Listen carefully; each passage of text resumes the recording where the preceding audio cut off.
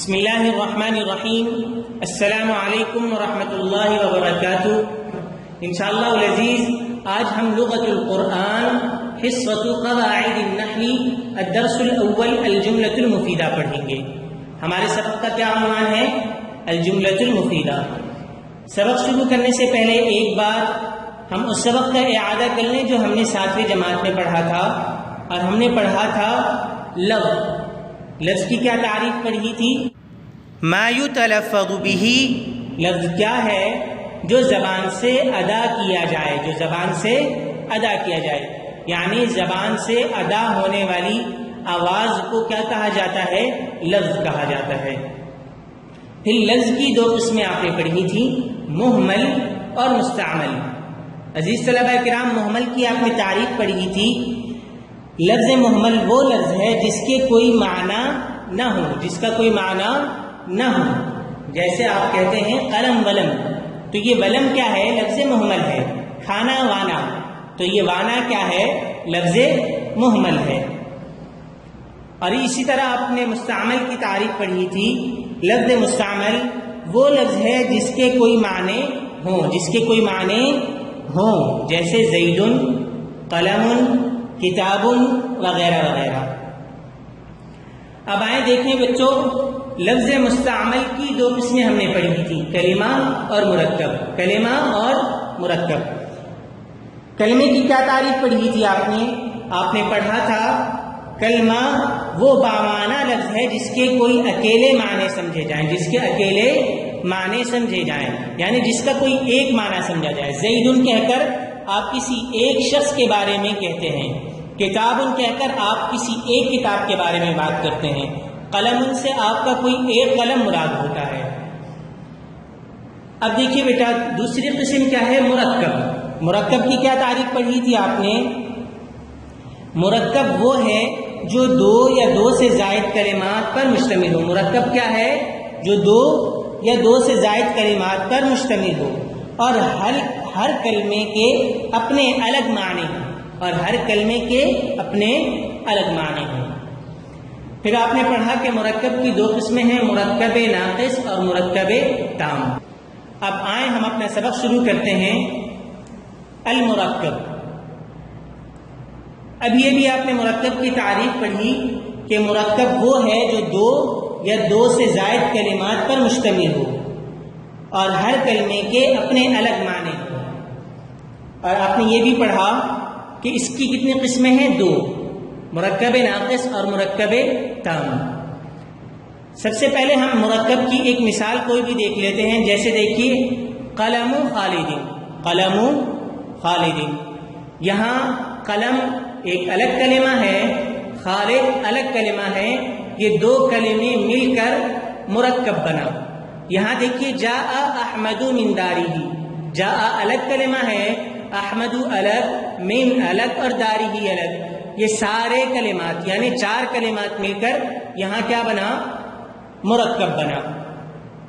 اب سمجھتے ہیں بچوں کہ مرکب ناقص کیا ہے اور مرکب تام کیا ہے۔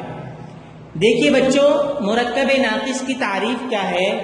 مرکب ناقص وہ مرکب ہے جس سے کوئی پوری بات سمجھ میں نہ آئے، اگرچہ اس میں 2 یا 2 سے زائد کلمات ہوں۔ مثالیں دیکھیے، قلم خالد، خالد کا قلم۔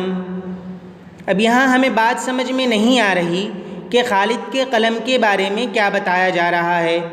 آیا یہ بتایا جا رہا ہے کہ خالد کا قلم نیا ہے، یا یہ بتایا جا رہا ہے کہ اس کا قلم پرانا ہے، اس کا قلم ٹوٹ گیا ہے، یا اس کا قلم صحیح سالم ہے، اس کا قلم سستا ہے یا اس کا قلم مہنگا ہے؟ کیا بتایا جا رہا ہے؟ یہ بات ہمیں سمجھ میں نہیں آ رہی۔ دوسری مثال دیکھیے، الرجل العالم، عالم آدمی۔ بات مکمل نہیں ہے، عالم آدمی کے بارے میں کیا بتایا جا رہا ہے؟ آیا عالم آدمی جوان ہے یا دراز العمر ہیں، بوڑھے ہیں؟ یا عالم آدمی کے بارے میں یہ بتایا جا رہا ہے کہ وہ بہادر ہیں، یا یہ بتایا جا رہا ہے عالم آدمی کے بارے میں کہ وہ لمبے ہیں؟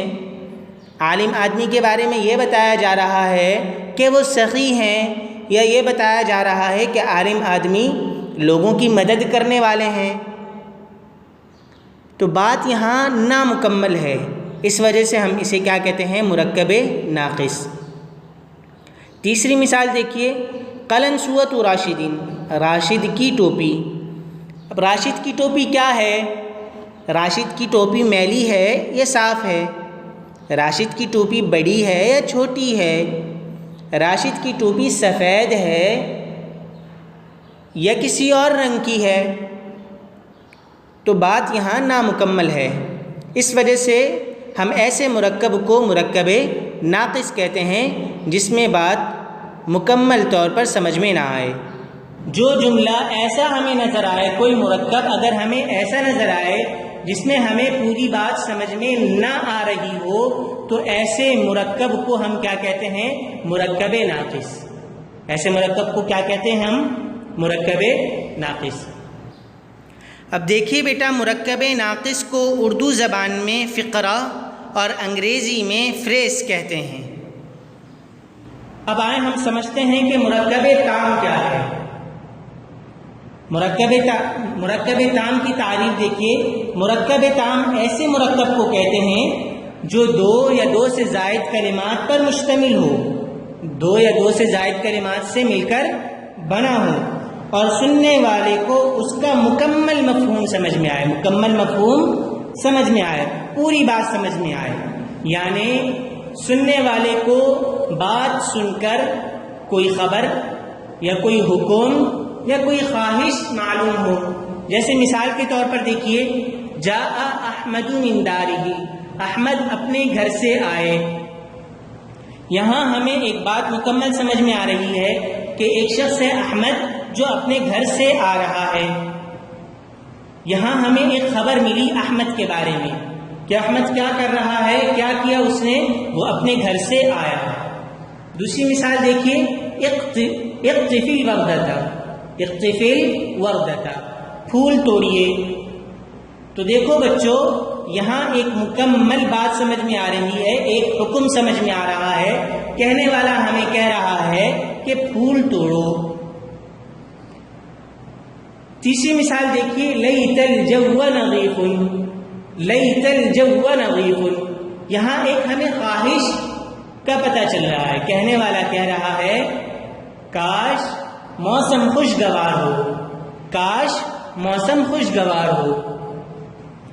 تو ہم نے یہ تینوں مثالیں دیکھی اور ہمیں ان تینوں مثالوں کو دیکھ کر یہ بات سمجھ میں آئی کہ اس مرکب کے اندر بامعنی گفتگو کی جا رہی ہے، جس سے بات مکمل طور پر سمجھ میں آ رہی ہے۔ جب ہمیں کہیں ایسا کوئی مرکب نظر آئے جس میں پوری بات سمجھ میں آ رہی ہو، تو ایسے مرکب کو ہم کیا کہتے ہیں؟ مرکب تام۔ اب دیکھیے بچوں، مرکب تام کو اردو زبان میں جملہ اور انگریزی زبان میں سینٹنس اور عربی زبان میں الجملۃ المفیدہ، الکلام کہتے ہیں۔ یعنی الجملۃ المفیدہ کہیں آپ یا الکلام کہیں، یہ دونوں نام کس کے ہیں؟ مرکب تام کے۔ امید کرتا ہوں کہ آپ کو یہ بات اچھی طرح سے سمجھ میں آ گئی ہوگی۔ اب آئیں بچوں، ہم اگلی مثال دیکھتے ہیں کہ مرکب مفید کیا ہے، مرکب تام کیا ہے۔ یہاں دیکھیے بیٹا، الحقیبۃ جدیدۃ، الحقیبۃ جدیدۃ، بستہ نیا ہے، بیگ نیا ہے۔ اب آپ مجھے یہاں یہ بتائیے گا بیٹا کہ کوئی مکمل بات سمجھ میں آ رہی ہے یا نہیں؟ جی ہاں، بالکل واضح طور پہ ایک بات سمجھ میں آ رہی ہے، ہمیں ایک خبر سمجھ میں آ رہی ہے کہ بستہ جو ہے وہ کیا ہے؟ نیا ہے، پرانا نہیں ہے۔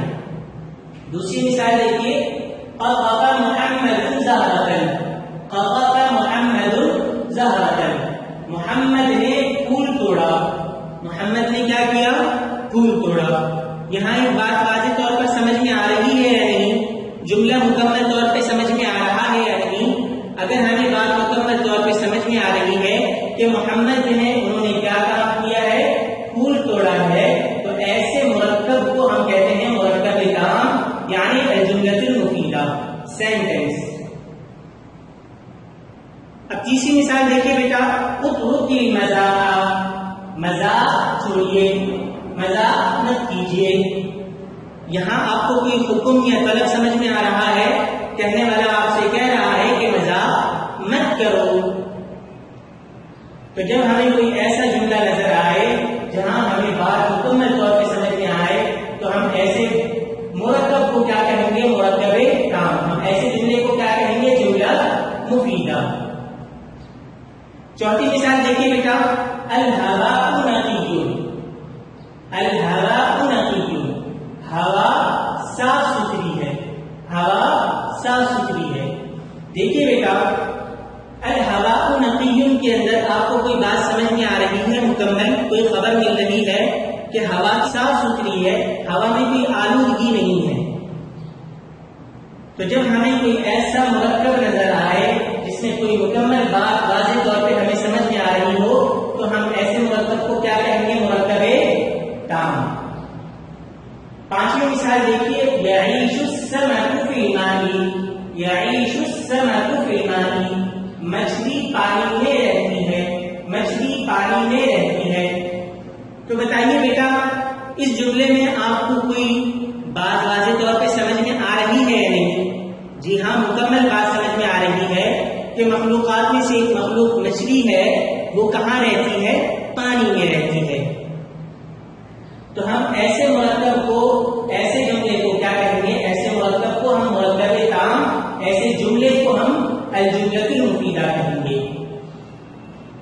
آخری مثال دیکھیے، لا تلعب علی الشارع، لا تلعب علی الشارع، سڑک پر مت کھیلیے، سڑک پر مت کھیلیے۔